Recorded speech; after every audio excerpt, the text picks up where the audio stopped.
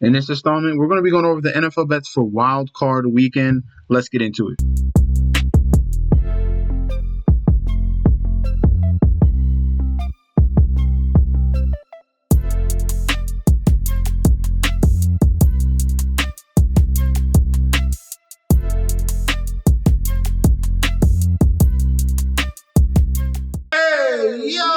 Welcome back to the channel. It's your boy Chef D, and I'm here to give you the winning ingredients for our NFL bet slate for Wild Card Weekend. We got a 6-game slate this weekend here.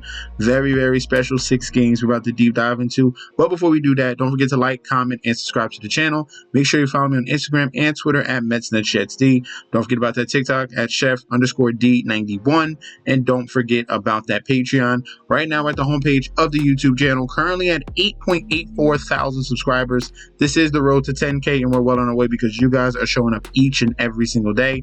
If you're already subscribed, continue to like and comment. That helps the YouTube algorithm so we can grow to a much broader audience. All right, now I know you guys have been loving the NBA plays, and I'll show you on the Patreon what happened, what just happened. Absolutely phenomenal.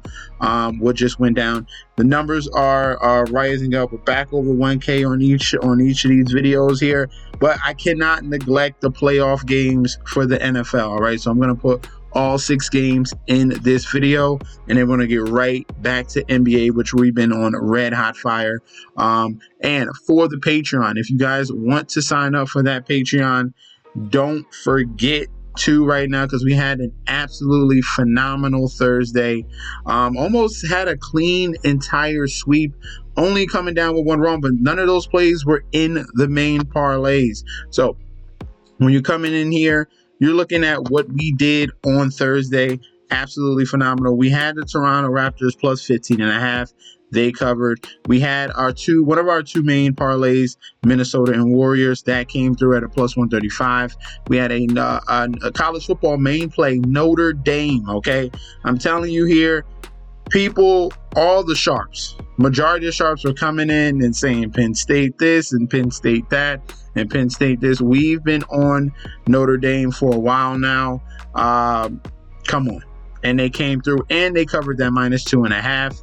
Our next play that we had, I want to see, we had the plus 5.5 on the Utah Jazz. That came through. Our secondary play with the main parlay was Minnesota and the Timberwolves with the Phoenix Suns.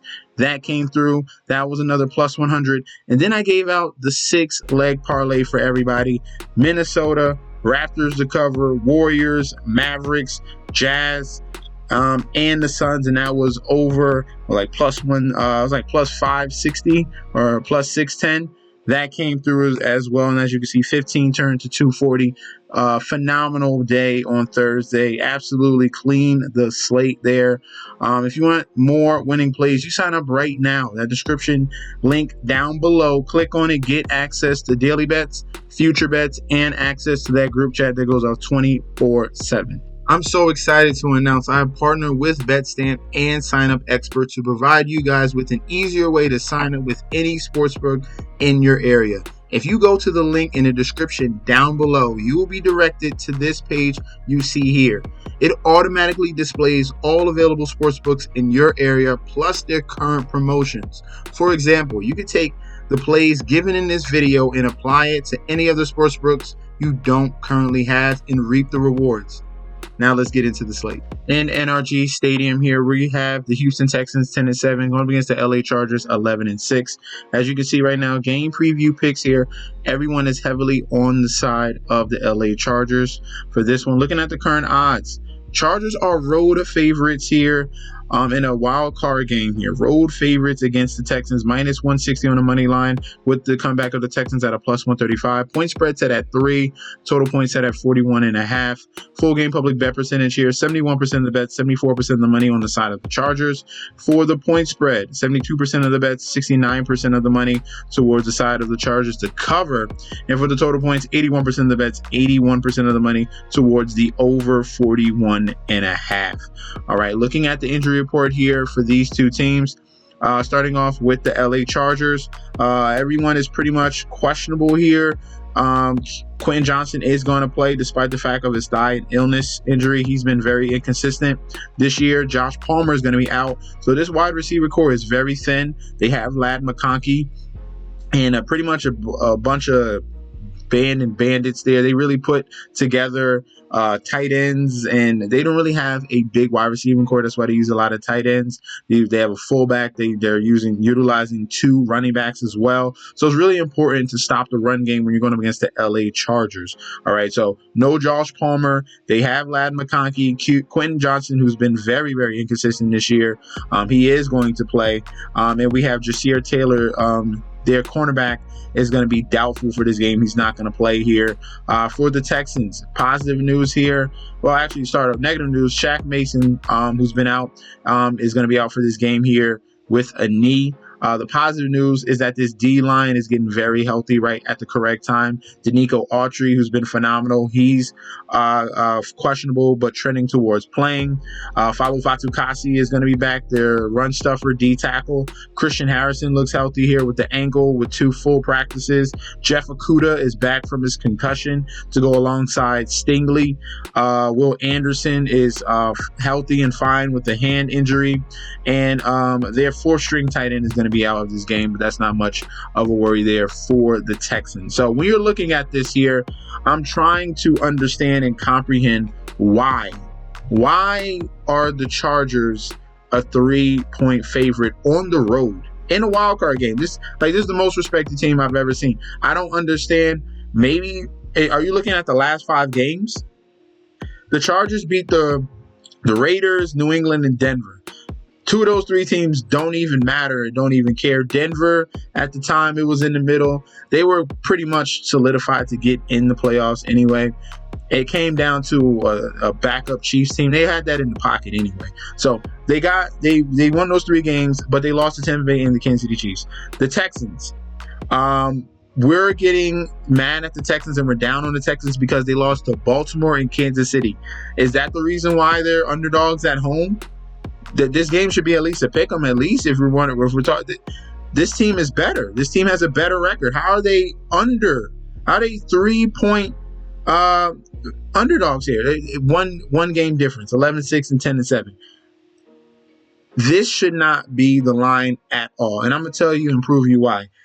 This team and the LA Chargers have been complete frauds this whole entire season. All right. Teams that are under 500, they were 10-0 this year. 10-0 against under 500 teams. Teams, when they faced that were over 500, the LA Chargers, they were 1-6. Any type of competition against this Chargers team, they folded time in and time out. Every single time, the whole entire season, they only got 1 win over a 500 team, and that was the Denver game. They almost lost that one. And you're telling me that this team here and the Texans are 3-point underdogs. Here's another one for you. Home dogs in the wild card round are 8-2 against the spread. 8-2 against the spread, home underdogs. And you're telling me the Chargers deserve to be favorites. Teams that have made the playoff last year versus teams that did not make the playoffs last year are 30-15 against the spread. That's a 67% hit rate. That applies to the Texans. Remember last year, CJ Stroud got a win and a loss. He has experience. Justin Herbert, on the other hand, his 1 game in the playoffs was a loss. If you remember that game, that was against Jacksonville Jaguars. They gave up a 20-point lead and lost. I don't know what you guys are smoking right now, but we're going to be on the side of the Texans. Give me the Texans +3. I'll even sprinkle Texans on the money line as well. And for the total points, I'm going to go with the under 41.5. I think the Chargers struggle. It's been a very good, strong suit here for the Texans at home. And their defense, Stingley, has been phenomenal. Jeff Okudah's are back. And we have the D-line at full strength. Danico Autry, Will Anderson. They're going to be going after Justin Herbert with no weapons. Next up here, we have the Baltimore Ravens in M&T Bank Stadium here, 12-5, going against the Pittsburgh Steelers. Here, AFC North battle here. This is the third time they're going to be facing for these two teams. Looking at the current odds, Ravens minus 500 on the money line with the comeback of the Steelers at a plus 380. Point spread at a 9.5. Total points at 43.5 here. Full game public bet percentage here, 88% of the bet, 64% of the money. All over the Ravens for the point spread. 57% of the bets on the side of the Ravens to cover, but we have 52% of the money on the side of the Pittsburgh Steelers to cover here. So sharps on the money line are creeping in on Pittsburgh, and public and sharps are on the side of Pittsburgh. That's why you have almost split down the middle with the bets, and then 52% of the money is on Pittsburgh here. So we got almost a public underdog here. All right. Looking at the total, 75% of the bets and 64% of the money towards the over 43.5. All right. Looking at the injury report here for these two teams, Baltimore Ravens, Zay Flowers is going to be out of this game. That's fine.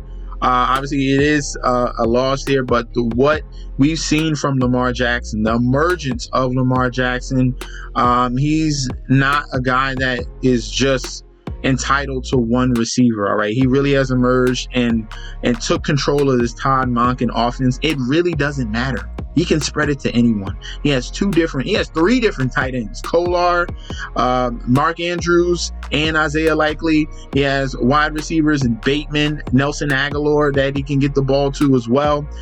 He has Derrick Henry, and he has his legs. All right, so Zay Flowers is going to be out of this game. Deontay Hardy is going to be questionable. He's fine. He's got a full practice in on Thursday. That's positive news for him. For the Pittsburgh Steelers, they're dealing with some injuries here. Roman Wilson, who hasn't played much at all this year, out. Cole Holcomb, linebacker, out. Logan Lee, D-tackle, out. And we have Q tags on Mason McCormick and Calvin Anderson, their tackle as well. All right. Chris Boswell, 2 DNPs. They might be out with their all-star, rock star kicker here as well. He had 2 DNPs, and we have no information about his game status. He's really sick in this one here. So we're going to wait on news about Chris Boswell, their kicker. So that could come down. It could be important if we're talking about point spreads here. Now, the reason why the public is all over the Steelers is if you're looking at history and you're looking at Mike Tomlin, everything tells you take Tomlin as an underdog, okay? But in this scenario, in this case, this is not the time to take him, all right? I will not follow the public in this particular point here. The Steelers proven to you that they took advantage of their easy schedule that they had at the beginning of the year.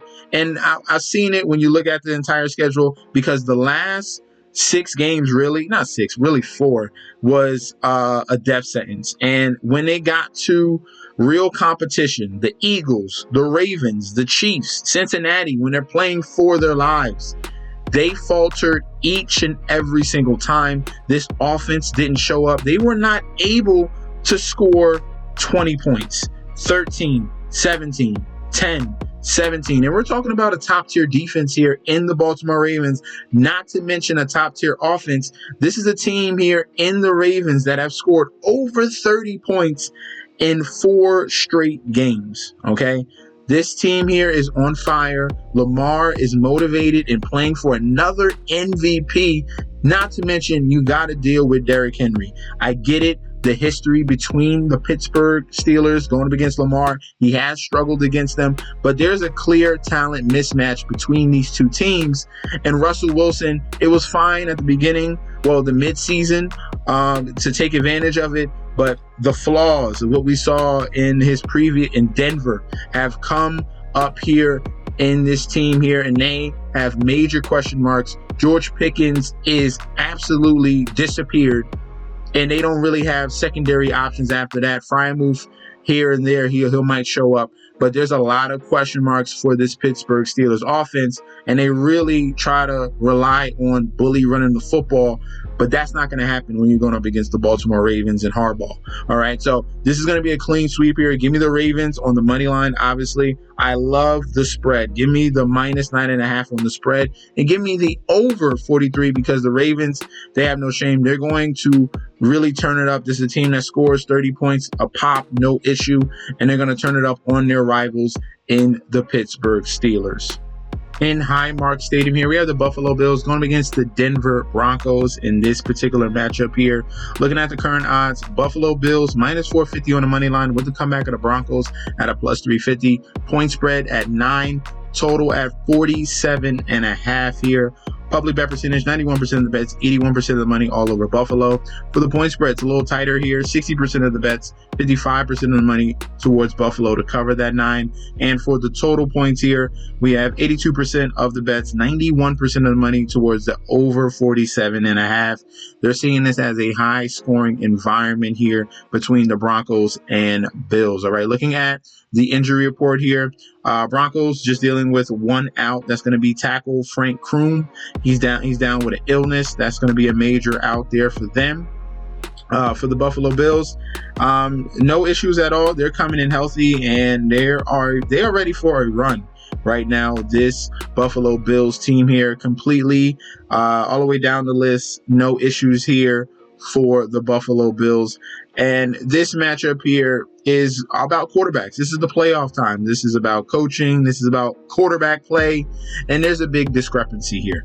All right. Broncos were able to take advantage of a very easy schedule here, going up against untalented quarterbacks there. When they face talented quarterbacks like Mahomes, Burrow, Jackson, and Herbert, who they faced twice, they've been 0-5, and they've been 1-4 against the spread. We're talking about Bo Nix coming into Buffalo Bills country here. Bills Mafia, one of the best home environments here, and you think he's going to win or even cover in this game?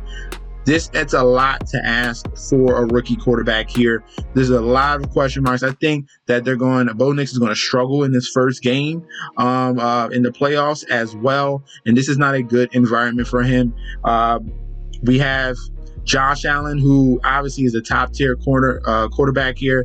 I get it how the Denver Broncos defense might have looked, but like I said, against top-tier quarterback talent, it doesn't matter. And you got to account for Josh Allen's legs. He's been taking over games completely, and this man is on a complete mission. 100% complete mission. This is a very scary team. I think it's too much to ask for the Broncos here. Give me the Bills on the money line.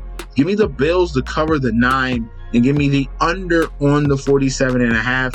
I think the Bills have no problem scoring. I think they definitely hamper and hinder Bo Nix, and I think this total goes under 47.5. In Lincoln Financial Field here, we have the Philadelphia Eagles 14-3 going against the Green Bay Packers 11-6 here.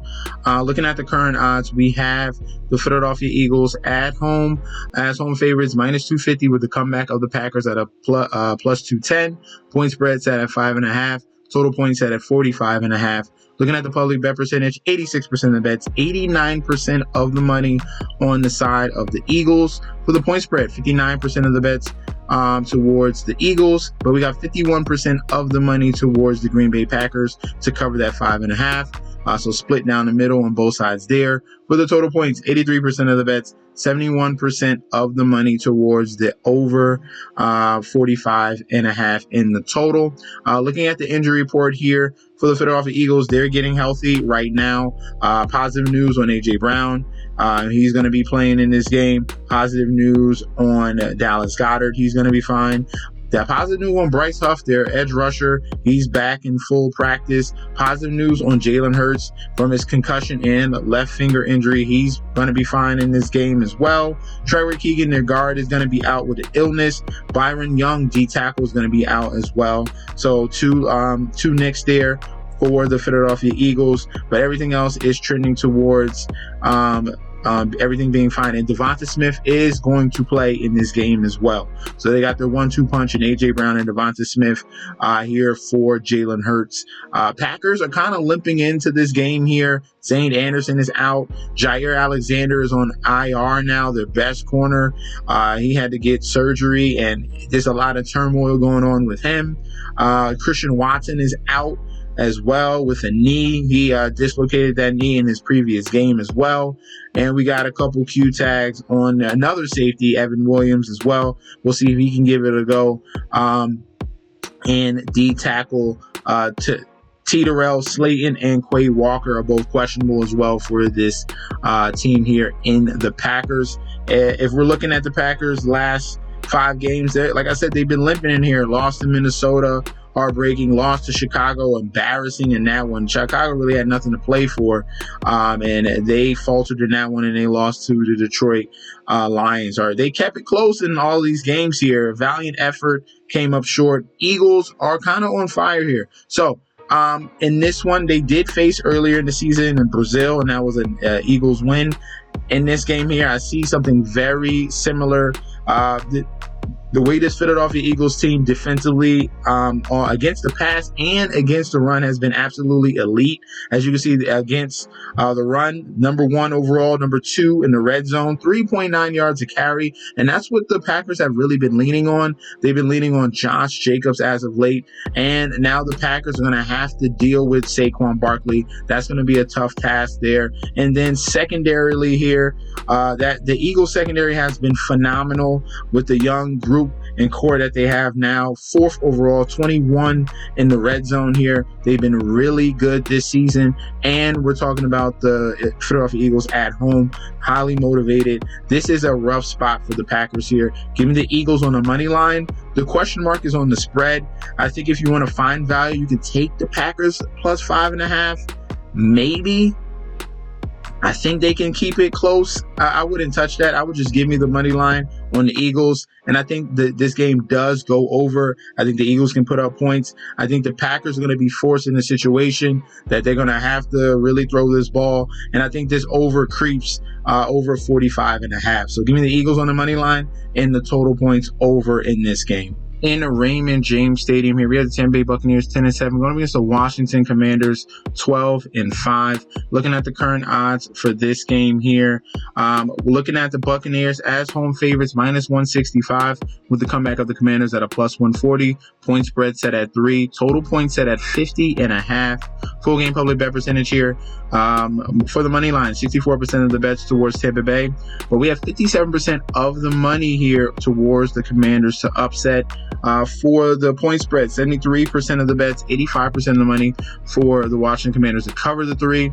And for the total points here, 74% of the bets, 78% of the money towards the over 50.5 here. All right, so this is a public underdog if we're looking at the percentages here for the injury report for these two teams. Looking at Rick Stroud, who's a columnist here and beat writer for the Bucs. We have Troy Hill. He's going to be out of this game. Jamel Dean, questionable, but he's looking like he's going to play. Mike Edwards looks like he's going to play. Logan Hall. Cade Otton looks like he's going to be back. That's a big boost there for the offense of the Tampa Bay Buccaneers as well. And Antoine Winfield looks like he's going to be back. There's a veteran group here on the defensive end as well for the Buccaneers. So that's definitely, it bodes well here. Jamel Dean, Antoine Winfield, Levante David, all these key guys here defensively. William Golston are definitely going to be big in this spot here, going up against a rookie quarterback. And you have Coach Todd Bowles, who has a ton of experience and does very well against rookie quarterbacks as well with his blitz scheme. All right, Washington Commanders just dealing with one out. Their fourth string tight end, Colson Yankoff, he's going to be out of this game. All right, so the matchup here for the Washington Commanders and Buccaneers, okay? This is a very tightly contested battle that's going to come down to the wire, I think so. This is one of the X factors we're going to focus in on is the struggles of this Commanders run defense, okay? If we're looking at fantasy points allowed to opposing running backs, this was a major issue here for the Commanders. 20th overall, 16th in the red zone. They were giving up 113 yards a game and 5 yards a carry. We already know about Bucky Irving, all right?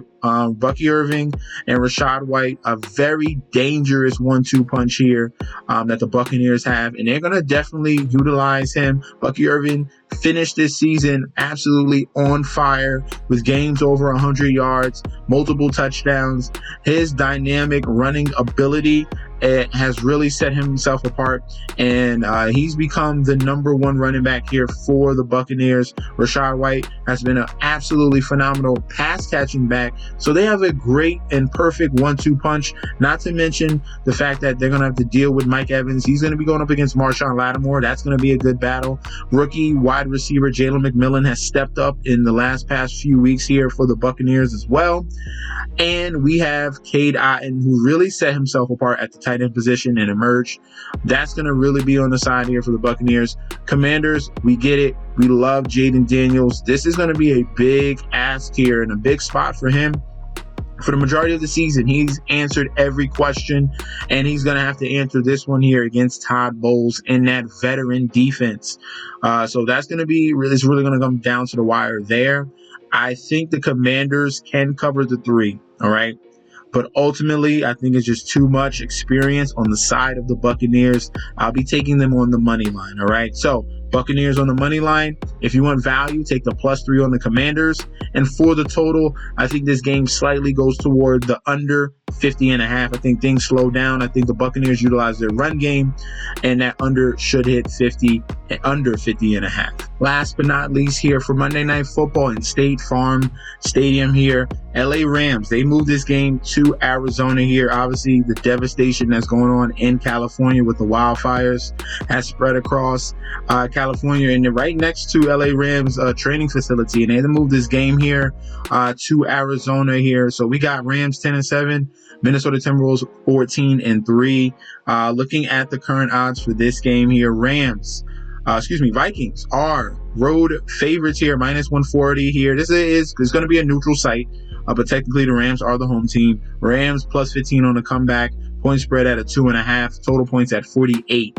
Public bet percentage here, 74% of the bets, 85% of the money towards the Minnesota Timberwolves on the money line. For the point spread, it's flipped here. All right, 53% of the bets, 53% of the money for Rams to cover the 2.5. And for the total points, 81% of the bets and 81% of the money towards the over 48 in the total. Looking at the injury report here, we're waiting on news for practices on Saturday, but Rams are pretty much healthy here. Hunter Long and Rob Havenstein look like they're going to be fine. We got some question marks here for the Minnesota Vikings. We had a DNP from Patrick Jones II and Ty Chandler. Everyone else should be fine here for the Minnesota Vikings, okay? These two teams have already played, and in that first game, the LA Rams did win in that one. And finally, when the Rams got healthy, they really went on a winning streak, and they really posed a huge threat. And this was a scary team when they're all 100% healthy, and that's what they are right now. They are 100% healthy. This is a team that beat Buffalo, all right? They beat Buffalo and went toe-to-toe, blow for blow. That was a phenomenal game that we saw there, and that's the type of potential here that the LA Rams have. There's a clear experience edge on the side of the Rams, and this is the playoffs we're talking about. We're talking about Matt Stafford, experience, Super Bowl winner. We're talking about Sean McVay, experience, Super Bowl winner. We got a big question mark at the QB position here in Sam Darnold. You should be very afraid of what happened in that Detroit Lions game, and I'm telling you right now, McVay paid attention. The Lions exposed the Minnesota Vikings. I'm telling you this right now. And that's going to be a big problem in this game here. And I think the value is on the side of the underdog in the Rams, where we have a QB edge, a coaching edge, offensive edge. I think so as well. When we're talking about Puka Nacua, Cooper Kupp, I get it. You have the best wide receiver in Justin Jefferson.